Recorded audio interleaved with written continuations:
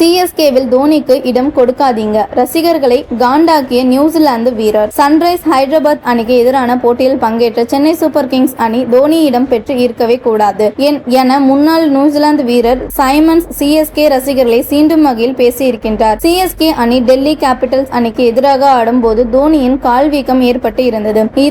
எனினும் அந்த போட்டியில் அவர் 16 பந்துகளுக்கு 37 ரன்கள் குவித்து இருந்தார். அப்போது தோனி காலில் வலியில் இருந்தாலும் சிங்கிள் ரன் ஓடவில்லை. அதையடுத்து கடுமையாக விமர்சனம் செய்து இருந்தார் சைமல்டன். தோனி ஒற்றை ரன்களை எடுக்காமல் விட்டது வியப்பை ஏற்படுத்தியதாகவும் அவர் கூறியிருந்தார். இந்த நிலையில் சன்ரைஸ் ஹைதராபாத் அணிக்கு எதிரான போட்டியில் அவர் ஏன் வலியோடு பேட்டிங் ஆட வந்தார், அவரை அணியில் சேர்த்ததே தவறு என மீண்டும் விமர்சனத்தை முன்வைத்து இருக்கின்றார் சைமன்டன். இது பற்றி சைமன்டன் கூறுகையில், கடந்த ஆட்டத்தில் தோனி மோசமாக காயமடைந்தார். அதனால் சன்ரைஸ் ஹைதராபாத் அணிக்கு எதிரான பிளேயிங் 11-இல் தோனி இடம் பெற்று இருக்கக்கூடாது. டெல்லி கேபிட்டல்ஸுக்கு எதிரான ஆட்டத்தில் அவரால் ஒரு ரன்னு கூட ஓட முடியவில்லை. ஹைதராபாத் அணிக்கு எதிரான போட்டி அவர் அதிசயமாக தயாராகி வந்திருக்கின்றார் என்றார்.